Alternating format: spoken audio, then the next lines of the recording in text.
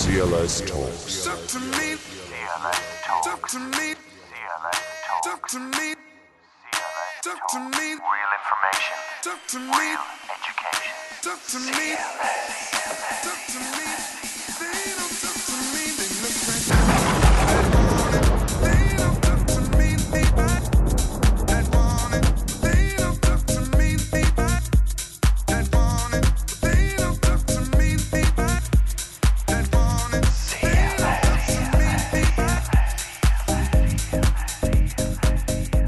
Welcome back to the CLS Talks. It's part 2 of our Gary Doyle Order series, and it's episode 11 of the CLS Talks, so we're really motoring on. Des Carty is with me as always. Des, welcome back. Thanks very much, Lionel. How are you today? I'm very good, thanks. Enjoying the nice weather that we're getting. It's been a fantastic winter, hasn't it? Oh, yeah, well, it actually hasn't been bad. We've had the odd day here and there. Mild and moist, as some people might say.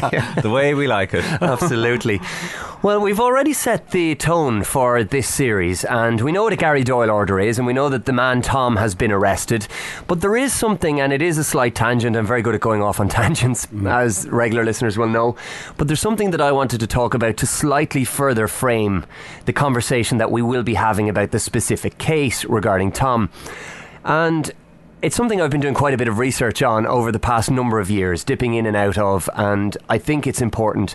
That's the issue of psychopathy. It has been mentioned once or twice with brevity on the CLS Talks, but I would like to talk maybe for the next 10 or 15 minutes about that, because I think a lot of people, myself included, in the past would have thought, well, people can't possibly act that way. Surely you're exaggerating. Surely you're trying to embellish the facts in some way.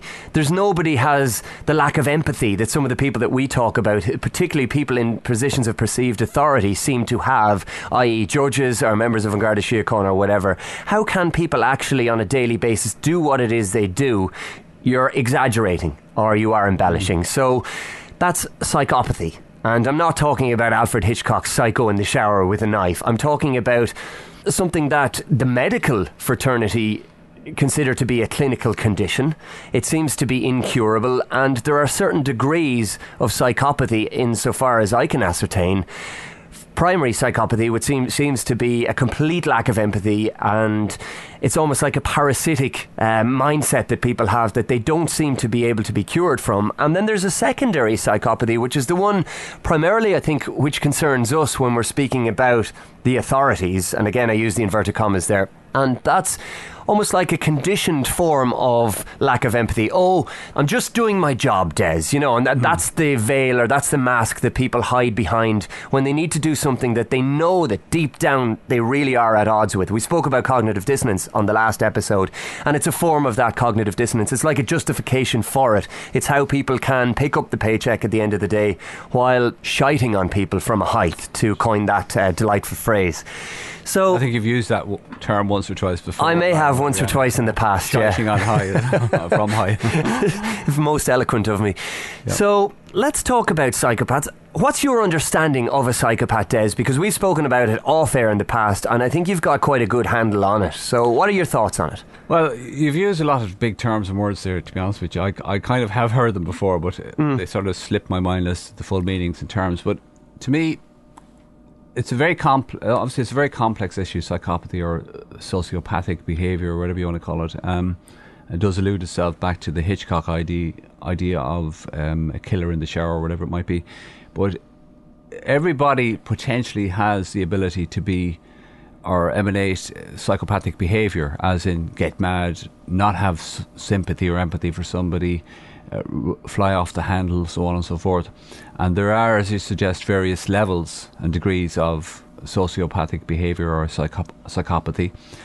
And most people experience a level of psychopathy from perceived authorities, as you put it, i.e. the guards, maybe traffic wardens, even teachers, doctors possibly, people in positions of power.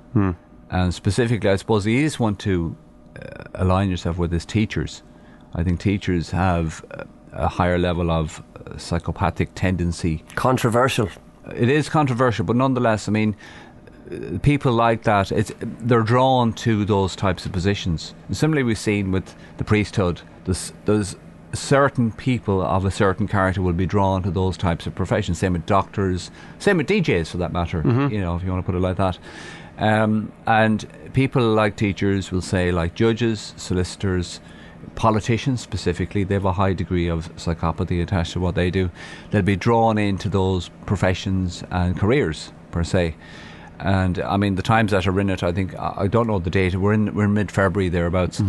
But I mean, there's a general election looming. We were talking about that earlier. But last night, I don't, like yourself, I wouldn't be tuned in too much to what politicians say, but we did catch the back end of a programme about a debate with the different leaders of the different parties. And you couldn't actually put your finger on anything they said is going to happen. None of them actually said in black and white, this is exactly what we're going to do. They didn't identify a problem, even one singular problem, and say, well, look, this is actually what you do to solve that problem. Now, again, if they could have, and they knew what the problems are, they wouldn't have to go on television to solve them. You know, when you know what a problem is, it's not difficult, I should say, to solve that problem. But psychopaths tend to want to exacerbate problems, create problems, so as they can be seen as the people that are trying to sort these problems out. And they create a job, in terms of the political arena, they've created jobs for themselves. They'll tell you there's a problem and they're going to do something about it, and then they're going to do something about it again and again and again. They make promises and they don't fulfill the promises. So there is a psychopathy. Now, we have to be careful here as well, because I don't want people to think, well, we've branded or alienated or we've put a label on all politicians. I don't want people to think that, because, you know, I don't want people to think all politicians are psychopaths, because in and of itself, in my view anyway, and from the research I've done, and you've done a bit of research yourself, Lionel, politics draws a type of character. Now, if, say, somebody goes in with good intentions, now let's just say tomorrow you decided to run for election in whatever borough or district you lived in, and I've no doubt that your intent at the very beginning is probably going to be genuine, because I know you a little bit better than most people would know you. So I would put it down and say, well, Lionel's intent there is good. Now, in order to remain in that position, let's just say you get a little bit of perceived power, people elect you in, get you into cabinet, whatever it might be. In order to keep that position, you have to actually get down and dirty and eat with the pigs. Okay? Now, if you don't eat with them, in other words, if you don't get to their trough and eat the slop they're eating, or eat the stuff they're eating, or take the stuff they're taking, they're going to kick you out. It's that simple. So if they don't perceive that your will is bending to their will, or the party line as they call it, you're gone. They'll eat you up, they'll kill you, or they'll throw you out.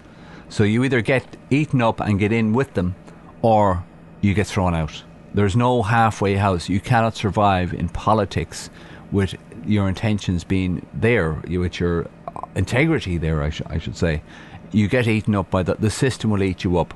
And then that brings out the real psychopathy that's inherent in you. It shows up you for what you are. Because if you can stick being there and put up with all the lies and the vitriol and the thievery and the deception, whatever comes with that position, then you're one of them. If you can put up with that. And that was always there, that you had the ability to do that. And that's probably why you were drawn to politics. We have seen ourselves, so many people I've known in the past, probably you have as well, they've been drawn into politics. Now, I have to say, some of the people I've met have stayed in politics. Right. Yeah. Equally, there's some people I know couldn't stick it. They couldn't handle it because of the lies and the deception, the brutality as well. There's a brutality in lying to somebody, that you have to be able to live with yourself when you tell a lie, and then you have to be able to keep the lie consistent. So it takes another level of psychopathy. Anyway, I think I've said too much about that. No, I think that's really interesting, because you mentioned almost like a problem, reaction, solution type scenario, or Hegelian dialectic. I think we see that at work every day. The very people who put themselves in a position where they are perceived to be the ones who can solve a problem are the ones who create those problems to justify their position, for a paycheck or for the ego massage or the power trip, or whatever reason subconsciously and deep down that they are in that position for. And there are some of us who are predisposed to it, but I think there's a certain element of it in all of us. Yeah.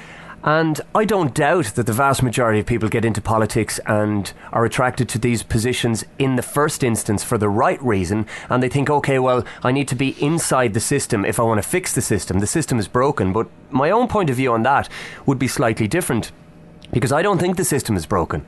I think the system is a well-oiled machine that is working exactly as it has been designed, and designed by psychopaths to work. And that's why people would quite often say to me, well, you've opted out, you aren't registered to vote, and therefore you have no right to complain or no say. Well, my position on that is completely 180. The reason I deregistered to vote was because I wanted no part in a well-oiled system that is designed to push me down or to constrain me in some way. And if I make the conscious decision to operate outside of that system, well, then I have every right to complain about those within the system who are trying to enforce something upon me. Absolutely. However, if I take part in that system, even if I vote for the monster raving loony party because I'm opposed to all the other establishment parties, I've still partaken in the system. And if you perceive the system as being the problem, well, then extricate yourself from that very system. Don't be a part of the problem. And I know there are many people listening who will completely disagree, and I've had many arguments with peers and friends and family about this, but I steadfastly, and it's not a belief, I've seen this in action, and I've seen what extricating yourself from that system. I mean, if you're tied up in a net, say you fall into a net or a trap, you're out hunting someday and you fall into a trap and you're tied up in that net, what's the first thing you want to do? Do you want to become part of that net in the hope that things will become better for you? No, you'll starve to death. Correct. How about you try and get yourself out of that net and then make your better life outside of that? So the system, while it may be the problem, I don't think it's a broken system, and I don't think anybody's going to fix it because it's not there to be fixed. It's working absolutely perfectly, and there is an allowance made within the system for those who want to change it, in that the cream, if you like, the sour cream rises to the top in this case. The psychopaths will elevate themselves to the top positions because they're best suited for those jobs and for that kind of cutthroat, again, the psychopathic mindset, that cutthroat behaviour that's required to get there. And those that do have really good intentions and get into it for perceivably the right reasons are not going to advance into a position where they can make any change anyway. It might seem a little extreme to the listeners that we're talking about psychopaths and sociopaths and blah, blah, blah. I suggest, like, we have a reason and there's logic behind speaking about these types of characters. Again, I'd say that anybody has the potential to become a psychopath or a sociopath, and it can emanate from childhood problems. But we won't get into that because that's getting too deep into it, I'd say. There is a bit of research people can do for themselves. I think it's called the Milgram experiments, which, now, again, I haven't researched these for a while. I've read about it for a long time. Yeah, I'm familiar with it. You can tell them about it. But let me, before you do, Lionel, I just want to say there is a logic behind why we're discussing psychopathy and sociopathic behaviour, is because within the context of the Gary Doyle book, we meet characters in the book that Tom, as we've dubbed him, has met, engaged with, and you can see the thread of psychopathy dealing at the lower levels of the Garda Síochána, right up through and including the judge's attitude and the Chief Justice's attitude in terms of, we don't see a problem. What's your problem? You can see that all the way through. We're going to try and hammer this guy, as in Tom. We don't see what problem he has. Is he a bit mad? Because he asks questions. So you can see there it's endemic. That's probably the best word. It's endemic within the structure of the state that they have to have and retain a level of psychopaths at different stages, be it low level or high level, high functioning psychopaths, in order to keep the status quo, keep the system going. If the guards, per se, were critically educated, let's just say in the way you were or I were, they would not operate. And, like, I mean, we've done programs before and we've shown and demonstrated the attitude they have on the street with people, the approach they have to people. If they were critically educated properly, as in we were talking about earlier, a classical education, they'd have a broader level of knowledge, obviously, but they know the law as well. And to my mind, and from the experiences that perhaps we've all been through, when it comes to perceivably challenging authority in terms of what the law is, they do not simply know the law. It's it's astonishing, really. But we'll see that thread throughout the book. They presume these things, that they can do these things because they have this perceived authority, not because they have knowledge, not because they know the law, not because they emanate any level of logical, ability. It's just simply because they've been told, this is your job, this is the power you have, and this is the authority that you have over these people. But when that's challenged, it falls away pretty quickly. It's the cult of order following, almost. Yeah. In this case, done for a paycheck. The Milgram experiment, which you mentioned very briefly, to the best of my understanding, was an experiment done years ago under a controlled clinical, I think it was a college professor, university. Yeah, I can't remember exactly. People can look it up for themselves. But basically, there were people put in a room. You had one room full of actors who the experiment was being performed upon, perceivably for those in the other room who were performing the experiment. Now, it was actually flipped on its head in that the experiment was being performed on the people in the control room. The control being, there was a buzzer, and people were told in the control room, ordinary people were told to press the buzzer, and that the person in the other room would get an electric shock. And they were being told by a doctor to do it, and to what degree, and for how long the shock should be applied. And they bring the shocks up. And the shocks would gradually increase and increase and increase. The people in the control room could hear the screams of the actors in the other room. Now, they did not know they were actors. They thought that the experiment was being performed on them, and it was to do with pain responses, etc., etc. And they could hear the screams. They could hear people begging to stop. I can't remember the exact results of it, but broadly speaking, there were people who were willing, because they were told to do it by the doctor, that person in the position of so-called authority, to the point of death. Correct. They were willing to kill. I think it transpired that over 60, if not just slightly below 70% of the people that were tested went all the way. Just because there was somebody standing there perceivably in authority over them, they were willing to kill somebody. And these were ordinary people taken off the street. Not everybody did it, and some people walked out and the whole lot, but it was a staggeringly high statistic. I mean, when I first heard about this, I was stunned. But it makes sense in the context of what we're speaking about now, and it will make further sense when we do encounter some of the characters that are met along the way as we further go into the story of Tom and his battle through the court with the Gary Doyle Order. So, again, any feedback is welcome on every episode of the CLS Talks. If people think we're talking through our hats, by all means let us know where you think we're going wrong, because which hat we're talking through. Yeah, specifically Edward de Bono's 6-hat method. What colour hat are we speaking through?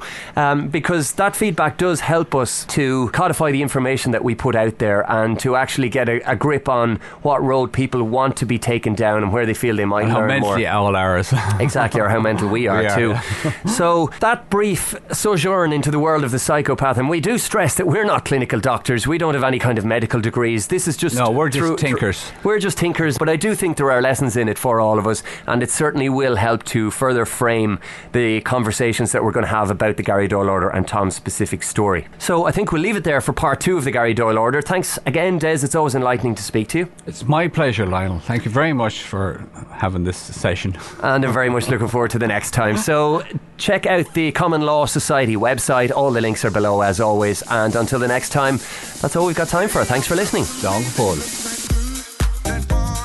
The CLS Talks.